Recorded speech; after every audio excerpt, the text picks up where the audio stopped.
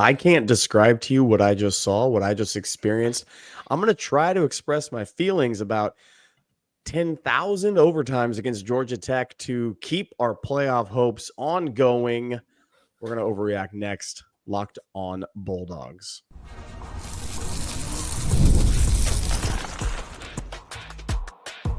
You are Locked on Bulldogs, your daily podcast on the Georgia Bulldogs. Part of the Locked On Podcast Network, your team every day. What is up, everybody? Welcome back to the Locked On Bulldogs podcast. He is Clint. I'm Daniel. Today's episode brought to you by Game Time. Download the Game Time app today. More on them in a moment. Game Time is fantastic. And you're fantastic. Thanks for being a first listener. Thanks for being an everydayer. We're happy to have you here. And we want to apologize right away that we lied to you. We said we'd be coming to you on Friday night, late Friday night. Well, guess what? That ain't it. No, it's on into Saturday now. It's Saturday morning. It's very early in the morning, which means you probably are making this your first listen of the day on Saturday, because this game went to 1, 2, 3, 4, 8 overtimes is what it went to, Clint. 50 bazillion. It lasted 10 and a half hours. It was negative 400 degrees inside the stadium. And somehow, some way, after being down 17-0 at halftime, after being down by 14 points with 5 minutes to go in the game, Georgia climbs all the way back and wins it in 8 overtimes over Georgia Tech.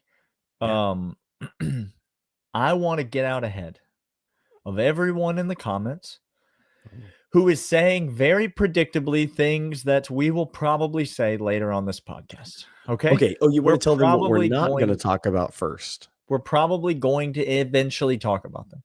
Okay. Great. But we told you, did we not, Clint? We told you that if Georgia comes out here and gets a win by 1 point, we said. By 1 point, we said. If Georgia comes out of here and gets a win, we will say, fine, great, move on to the next game. We're on to the next game. Let the record show that the official position of the Locked On Bulldogs podcast is fine, great, we're moving on to the next game. What a freaking tremendous comeback win for Georgia. What a boatload of heart and determination, resiliency that this team, this coaching staff, these players showed, and not just in this game, but have showed all year. This game felt like a culmination of sorts. Georgia played really bad. Guess what we've seen a lot this season, Clint? Georgia playing really freaking bad. And this is the most frustrating, but also the most exciting part of this team, that we know if we put a complete game together, a la Tennessee was our closest complete game. We'll take on anybody. And by the way, the Tennessee game wasn't a complete game. I said it was the closest to our complete game. We can take on anybody and take their best shot, because we've taken the best shot of a lot of teams this year. And for the most part, and we've been on the freaking canvas a lot of times by those. There have been cardiac arrests, like call it now. And somebody has said, and that's just in my den. Impressions. That's just right over there. Like, so this team is actually infuriating, because we know what the ceiling is, but it's also infuriating because to get there, we have to wait until the final 8 minutes of the fourth quarter against Georgia Tech, who has no players the type that we have on their roster whatsoever. And all their players are hurt anyway. Like they lost 50,000 players to injury in this game. They didn't have a DB worth a dang by the end of the game. And we're out here throwing to Dom Lovett. That guy, poor 2 15. of 9 on 2-point conversions. Dom Lovett just could have caught anything against 15. That poor dude. I'm going to spin it the other way, Clint. I want to spin it the other way, because I've been on record, and I'm still on record. This Georgia team's not good. We're not, like, if you're out here trying to pitch this to me as like, What are you spinning here, No, Daniel. No. Remember the Texas game? No, Daniel. That Alabama game was a fluke. That Ole Miss game was a fluke. That Kentucky game was a fluke. That first half against Clemson was a fluke. This Georgia team's not good. We've seen it over and over and over again. I would argue that they've played about 6 really good quarters all year. Yeah. And one of them was the fourth quarter tonight. Yeah. And even that, they gave up a touchdown drive on defense that was might have been the absolute haymaker that did us in. But that's where I'm going to spin it. This is a bad Georgia team. And I was going to get on this podcast, Clint, and say, shame on you all for trying to sell me that a bad Georgia team can win the national championship when clearly they're a bad Georgia team. Here we go, y'all. Here we go. I'm going to zag here because we are a bad Georgia team. We're bad. And if you're not willing to admit that, you're dumb. We're bad. Okay? Okay, great. Calling our listeners dumb isn't probably the best decision. They know. If they're here for the overreaction show, they know that they're dumb. Okay? I'm dumb too. We're all dumb. This is a bad team, but it's a bad team that can win the national championship because this team has something that I may have never seen in a college football team before, and that is the absolute refusal to quit and die. This team is the snake that you chop off its head, you swear to God, with a hoe 25 times. And it just keeps on.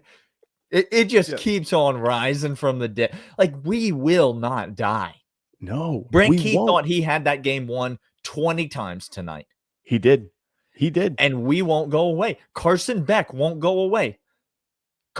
This coaching staff won't go away. This defense comes out and plays like absolute garbage and then comes out in 8 overtimes and plays lights out football when the game is on the line. Their backs are against the wall. The reason this team can win the national championship is not because we're good. It's not because we're a dominant team. And it's not because that was 21-22. It's not because the SEC is a gauntlet of a schedule. Okay, well, that was the 7th best team in the ACC, and we were at home. So I don't know, guys. Maybe the SEC sucks this year. Maybe Ole Miss sucks. Maybe Alabama sucks, and that's why they keep losing games because they suck. Maybe the SEC sucks, and we're not that good. But we can still win it all because we have the thing that you need, which is an absolute, that's like the heart and the spirit of a champion that will not quit, Clint. Yeah, that's what you see it exemplified in Kirby Smart. So everybody was commenting about how the dude just had his hands in his pockets the whole time. And every single time he would kind of do an eyebrow raise, oh, that's interesting. And he kind of look up and even the clear defensive pass interference against London Humphreys that should have been called, that wasn't. He got a little upset, but then he kind of calmed down and collected because he knows that this team just needs to keep on believing in its cardiac arrest nature, that it could at any time pop up off the mat and just wallop you. And that's what we can do. Literally, we could at any moment just decide, you know what? Let's go put it on them. And that's what we did in the fourth quarter. Carson Beck decided to do that with the offense. The defense decided to do that in overtime. We decided to pressure Haynes King when we hadn't pressured him all night whatsoever. All of a sudden we're like, yeah, now we got this. Now we can do it. We're going to man up. We're going to zone up. We're going to drop off. We're going to cover guys. Crosser routes aren't going to be so open anymore.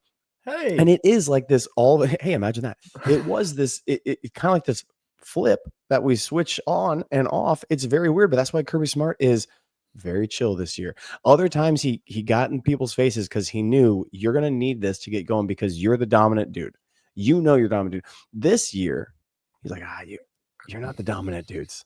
You need to believe a little bit in yourself, and I need to be more chill and more calm to bring that very homeostasis feel to this team so you can go out and flip it. And when it goes, now we just snowball. It's just like a wave, I swear I'm going to start talking like poetry. Like you just wait and you wait and you wait. And then when that wave comes, you're like, oh, this is the one we're riding. That's what Kirby's doing with this team and this defense and Carson Beck. And it's wild to me to watch. I don't like it, but it is kind of fun at times. We're going to come back after this and talk more takeaways from this game. But first, this. It's in fact Game Time. Love Game GameTime.co. Time. Get over there right now. Game Time app. Any good games coming up this weekend? Any good games coming up this weekend you might want to go to on Game Time? You got a bunch of games that you want to go to over on Game Time. Over maybe in Atlanta, maybe you want to get into the stadium in the Benz and see the SEC championship against Texas or Texas A&M and Georgia. Get on over there right now. We're going to talk about somebody else who's a sponsor and what that means for locks coming up. But GameTime.co, Game Time app lets you see from the seats the view that you're going to get. You put the slider on over every single thing. Fees built in. That all-in pricing, Clint. All-in pricing. It's the best type. Last minute deals, best prices, lowest price, and a guarantee that if they don't have the lowest price, they're going to take care of it 110%. GameTime.co or the Game Time app, put promo code Locked On College for $20 off your first purchase. Terms apply right now. Fourth quarter, Clint. Ooh. The offense, Carson Beck and this offense score 3 straight touchdown drives to come back and tie this football game. Unbelievable performance by this offense. And I thought Carson Beck played generally well the whole time. We have some issues with the offense, but we can't even start by giving kudos to Carson Beck in this offense. Because on the other side of the ball, Clint, there's a man named Dan Jackson. And I'm here to tell you this right now. Friends. Can we start? Listen, now lean in. Because what he's about to say is the most real thing all year, co-signed by everyone that has a brain. I'm going to say, Clint, that we need to build a statue for Dan Jackson after this season is over. Yeah.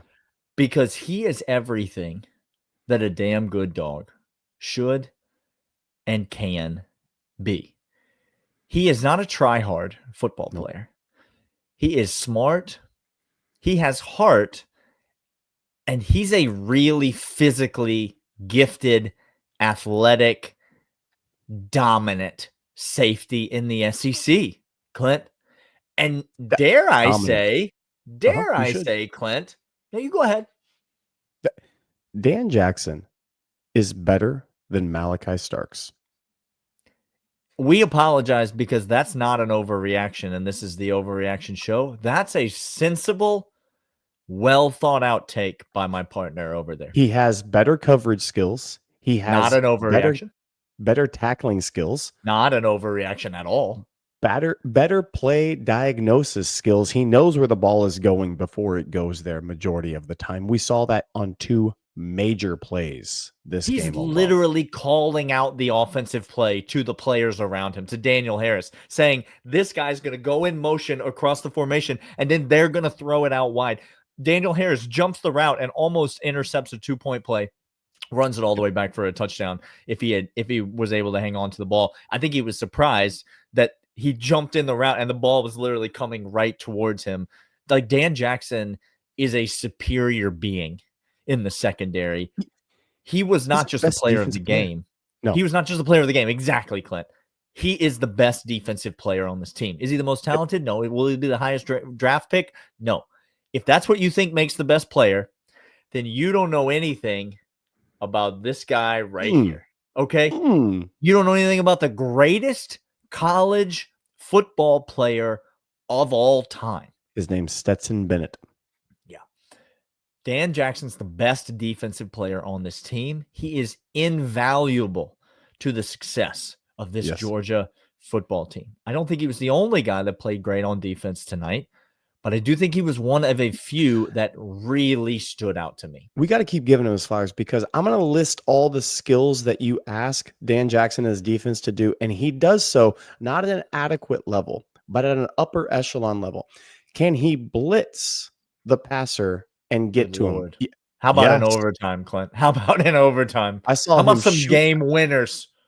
Ooh, just calling game. Okay. How about filling the alley in the run game and coming up and run support? Yep. Oh boy. Check. There's a guy getting an ice bath right now that will tell you absolutely Dan Jackson can do that. He's got a Dan Jackson sized hole in his chest right now. Okay. An Iron Man-esque, but it's in the shape of Dan Jackson. It's got the mustache in there and everything. It's like Clint's screen door has the cutout of him, like running out of it. Like that guy has a Dan Jackson shape. We should say this for the third segment. We're off the rails already. We're off the rails. It's the overreaction show. Look, it's right there. It's 1 a.m. Freaking 9. I don't care. He comes in, runs support. He comes in off the blitz. He is able to defend the pass. He is able to stay over the top. He's able to get play recognition. The guy does at times miss on the alley because he's flying in too fast. It's a hustle mistake. I ask you, it's like a guy who grabs a face mask, but he's in there diving and making a tackle. A coach will tell you, "Yeah, I don't care about that penalty." He'll pat you on the head and say, "Yeah, good, keep doing it. Don't change anything. You'll get the next one." Dan Jackson, don't ever change. We're sorry that you can't be with us forever. Also, we apologize to Chaz Chambliss. While we're here, we've already apologized to him so many times. But freaking Chaz Chambliss just keeps getting better and better. He does. Is he the best pass rusher on the team, Clint? People are asking. Michael Williams is asking. Michael Williams' agent is asking, is Chaz Chambliss the best pass rusher on our team? Well, to ask that question, Michael Williams has to show up. And since I haven't seen him show up yet, I don't know if he can ask that question. Michael Williams' agent is looking for Chaz Chambliss' phone number. I'll tell you that right now. He's just, hey, I just want to congratulate Chaz. Can you just, let me, I just want to shoot him a text. Old 32. What's old 32? I don't even know his name. 32. Just give me his name. Chaz Chambliss, he's blowing guys off the line of scrimmage. He's the only guy that wants to put his head in there other than Dan Jackson. But Dan Jackson's coming from the secondary. He's the only guy that wants to put his face mask into somebody and absolutely get physical. He's the only guy that's willing to hit the quarterback and not just throw your arms at him and they're wet noodles and try to slap fight him to the ground.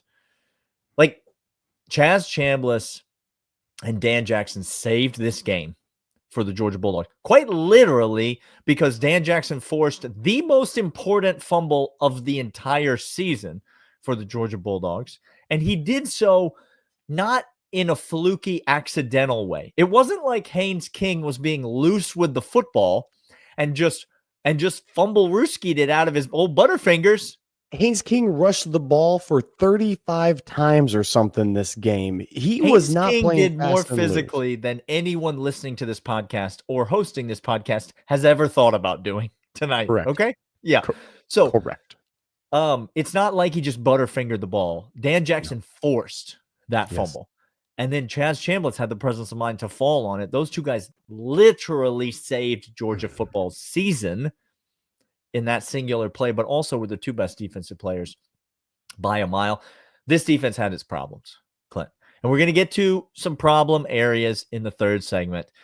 But again, before we get to the problems, we told you win by 1 point. We're going to say, great job. Let's move on. And so I'm here to tell you, whatever you say about the resiliency of Carson Beck, whatever you say about the resiliency of this coaching staff, you also need to say it about the resiliency of this defense, because this defense got embarrassed. And it wasn't like they just got embarrassed in the first half and then they turned it around. They got embarrassed in the fourth quarter when Georgia Tech came down and basically ended our season prematurely if it hadn't been for the heroics of Carson Beck in the offense. They got embarrassed the whole game. But then in those overtime periods, when they were needed, the defense rose to the occasion. Kirby Smart had a game plan. And my gosh, they were able to execute. It's you got to give flowers where they're due. Yeah, we're going to call out some people, and let me just tell you this right now: the people we're going to call out are our defensive coordinator who wants to be a head coach, and an offensive coordinator who got shown up by Buster Faulkner, and Kirby Smart, who, by the way, got outcoached by Brent Key for a majority of this game. And if you're a Georgia Tech fan here, wondering how we're talking, let me just tell you this right now. I want Brent Key to go somewhere else. I want him to coach on the West Coast. Pac-12 has an opening. I would love for Brent Key to take it, because he's going to ruin our season. It almost did today. If BYU job comes available, Brent Key would be a great fit for that. I want to give money to keep Billy Napier in Florida. I want to give money to a collective to send Brent Key away from me. He's a problem. All right, we're going to be back in the third segment. There's some issues with this Georgia football team, and it begins at the top next on Locked On Bulldogs podcast. But first, FanDuel.com. We told you to take the point spread in favor of Georgia or in favor of Georgia Tech because I have some principles, but I was willing to walk away from my principles for a whole lot of money tonight. Yeah. Okay, and we told you was also a lot of money. Take the over cash. Oh, did the over hit? The over 55? cash. The over cash, it was 44 to 42. Yeah. We told you all to do that. FanDuel.com. Make every moment more. The official sportsbook of Locked On Bulldogs and Locked On Podcast everywhere. We make all of our bets every single week, and we give you the locks, and we tell you to go over to FanDuel because they're fantastic. And right now, you make a $5 wager. You win that wager. You get $150 in bonus bets straight to your account. That's how easy it is. They're fast, secure. They're easy. They're fantastic. They have props. They have lines. They have alt lines, parlays, whatever you need. FanDuel.com. Make every moment more. Okay, this is the part of the podcast where it's not as fun. We gave flowers for a whole lot of people. By the way, Cass Jones, you're also in that category with Chaz and with Dan Jackson. You single-handedly, okay, while we're on this, Kenny McIntosh is a lesser receiving back than you. You are superior receiving back to Kenny McIntosh. And I love Kenny McIntosh. Just turns out I love you a whole lot more. Cash Jones is that third down in overtime, 3rd and 6, 7. What a play by Cash Jones. Get that first down when we had no hope because it couldn't run the ball. Cash Jones saved again our season. So many guys. And then the first down throw in double overtime. Oh my gosh. I felt feelings when I saw that one. I had a lot of feels. Hey, let me ask you this while we're talking about running backs. Is Nate Frazier a physical runner, Clint? Does he know how to how's Nate Frazier doing? I'll tell you this right now. There's not a lot of guys. Tell me. There's not a lot of guys on this Georgia team that want to bring the pain and welcome the pain. Nate Frazier is 2 of them. There's about 4 of them total. He's 2 of them because he's a whole unit. Yeah. Nate Frazier, Eford there in the middle. Big neck roll. Georgia Tech middle linebacker. How you doing? How's that shoulder doing? His shoulder. No, he dislocated it because he attempted to tackle Nate and he didn't ask permission before he did so. And Nate was not going to give it. On his back. He ended up on his back. That's where you end up if you try to tackle Nate Frazier. You end up on your back. And if it's the end of the game, you end up on your back in the end zone. That's where you end up because that's Nate Frazier just calling ball game. Okay. Kirby Smart made the single dumbest coaching decision. I don't want to hear about Justin Fields and a fake punt ever again in my life. Nope. The single dumbest coaching decision I've ever seen a college football head coach make. And I watched Mario Cristobal not take a knee last year against Georgia Tech. What are you doing going for 2 in this game early on? What? Why? There's literally no reason for it. And 0. And if there was I haven't listened to Kirby's postgame presser yet. I'll tell you what he said. If there was any defense on his part made, that's inexcusable. And he should be ashamed of himself. This is what Kirby said. The analytics say no, they don't go for 2 there. No, they don't. We're going to stick with our guns. Yeah. Well, okay. Later in the game, the exact same scenario came up on the scoreboard. And what happened? And he didn't go for 2 later. Why do you think that? Do you think the analytics just changed magically? No, the analytics don't say go for 2 there. When you're down 17-0 and you score a touchdown, you kick the extra point so that you can be down 10 instead of down 9. It doesn't do you any good. It's ridiculous. It's foolishness. Georgia should have won this game in regulation because they should have kicked the freaking extra point when they had a chance. It should have been 28-27, end of ball game. Now, that being said, Kirby Smart saved Georgia in overtime because he came back and showed that he is the best in the business. He's the best defensive coordinator in the business. He's also the best head coach in the business. We get it. He made the dumbest decision I've ever seen him make tonight. He's also the best head coach in the business, but he's the best defensive coordinator in the business. I'll tell you who's not the best defensive coordinator in the business. The guy that got absolutely exposed by Buster Faulkner of the Georgia Tech Yellow Jackets. No, you meant Steve Sarkisian. You meant Lane Kiffin. Should be ashamed of himself. Oh, you said Buster Faulkner? Yeah. The former Georgia staffer, who, by the way, is now a better coordinator than his Georgia offensive coordinator counterpart, who we'll get to in a moment.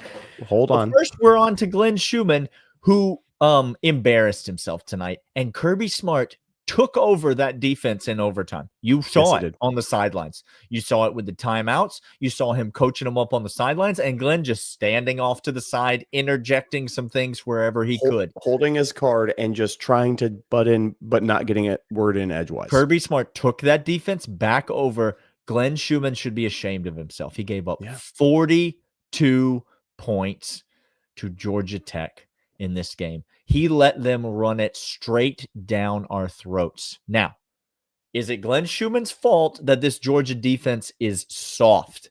Partially, yes. Partially, no.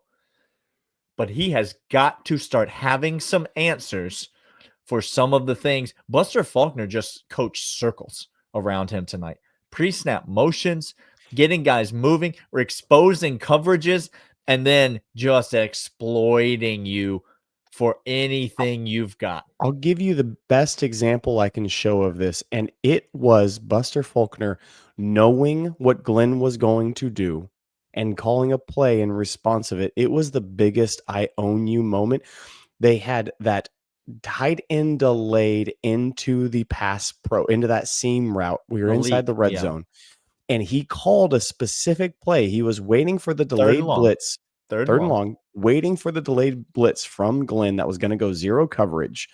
And then he delayed out the tight end who had man coverage on a cornerback, was manned up on him. A corner who's 10 yards away, like not even in the play. And he hit it perfectly. And you could tell that Haynes King was only looking at the tight end the entire time. He was there all night. I mean, it was all night. It was pre-snap motions, getting guys leaning the wrong direction. Yeah. Like, Georgia got out coached. You mentioned Kirby got out coached by Brent Key. That's probably the first time this year that's happened, right, Clint?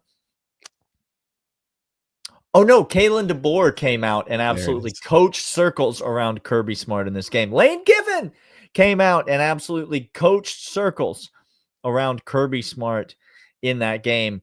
Mark Stoops came out and absolutely coached circles around Kirby Smart in that game. Now, a lot of this is mitigated because of adjustments and gamesmanship at the end of games. We are the cardiac dogs. That second half, all of a sudden, Kirby gets a mojo going, and Kirby does. But here's my problem. Nobody is saying Kirby's not the best coach in college football, and nobody on this podcast is saying we don't want Kirby Smart as our coach. No. But if you're going to say fire Mike Bobo for your entire life, you should at least point out when the coordinator on the other side looks like dog turds, because that's what Glenn Schumann looks like and has looked like pretty often this season. A lot of the season, there has been zero game plan, and teams have come out and punched us in the mouth over and over. It's just facts. Over again. It's just facts. This defense is soft, and that starts with Glenn Schumann. It does. Yeah. It absolutely does. Now, Mike Bobo was ridiculously bad tonight. Guys. I thought the game plan on offense was atrocious. Like borderline certifiable. And what I was watching. Not only the X's and O's, which at times he showed good, like the third and long play in which Carson Beck takes the sack, that every single route was over 15 yards. Not nary a person to throw it to. Everybody had underneath coverage, and they were all doing either flag routes, fade routes, go routes, or long outs, and not a single open receiver underneath, not a quick route, not a quick hitter to go ahead and get, because the blitz was coming to get run after the catch. None of that was there. That was all atrocious. But his biggest indictment is the fact that he still allows, and Kirby allows him, which is Kirby's biggest indictment. So it starts at Kirby, goes to Bobo, that he allows Arian Smith anywhere near the field at all without taking his helmet and saying, "You're now 8th on the depth chart," is the biggest indictment of his stupidity in coaching. We made it 29 minutes in this podcast. I thought we were going to make it the whole time without saying Arian Smith's name. Nope. I cannot remember a worse football player for the University of Georgia than Arian Smith. I'm not here to just absolutely dump on a guy. He is so consistently bad. Yeah. But that's not what makes me the most upset. No, it doesn't, Daniel. Nope. Because when a criminal steals, are you mad at the criminal? Yeah, no, you are. You are mad at the criminal. But you can't be that mad because that's who they are. That's what The they dog do. bit you. Well, it's a dog that likes to bite you. Now, when the police officer sees the criminal steal, and what do they do? And doesn't do anything about it, just lets them go right on stealing. That's interesting. Now, who are we mad at? The fact that Arian Smith is playing football for the University of Georgia is inexcusable. Somebody has to be fired for Arian Smith playing football for the University of Georgia. He's that bad. It's the worst receiver I have ever seen play wide receiver. It went through his hands, Clint, and hit him in the neck on 3rd and 6 on the opening drive of the game. Oh, I'm sorry. Which game? All. Okay, cool. The fact that he's still playing football, every play that he makes is not an opportunity that, maybe he's redeemed himself. No, Nope. It's another strike against the coaching staff that he would even be allowed to own a helmet. It's inexcusable. You cannot keep playing bad football players and expecting good results from them. I said it at the beginning of the show. Georgia's a bad football team. Yeah. They're not good. And we're dumb for thinking that they're good. That time I said we instead of you. We're dumb for thinking that they might be good. Can they still win? Sure. Should you expect that they're going to win? Why would you? Why? Why would you expect? Because people thought the game was over in the third quarter and we come back and we win this game. Because they do win. Because they just win. That's the only problem with them is they keep winning. I can't with this team. I can't. We got the freaking SEC championship game this week, Clint. I can't believe that. Hey, are we going to do an overreaction show after the Texas A&M game tomorrow? Yes. We're doing an overreaction show tomorrow night. If you're still here at 32 minutes. They are. Trust me, Gert's here. He's talking about it. Brent's here. They're talking to me on Twitter. They're all here. Dukes, by the way. Shout out to Dukes. Living the life with the Smith boys out there. It's 3 real ones right there. All right, we're going to be here live overreaction show when we learn Georgia's opponent for the SEC championship game tomorrow on the Locked On Bulldogs podcast. We'll see you guys then. See you.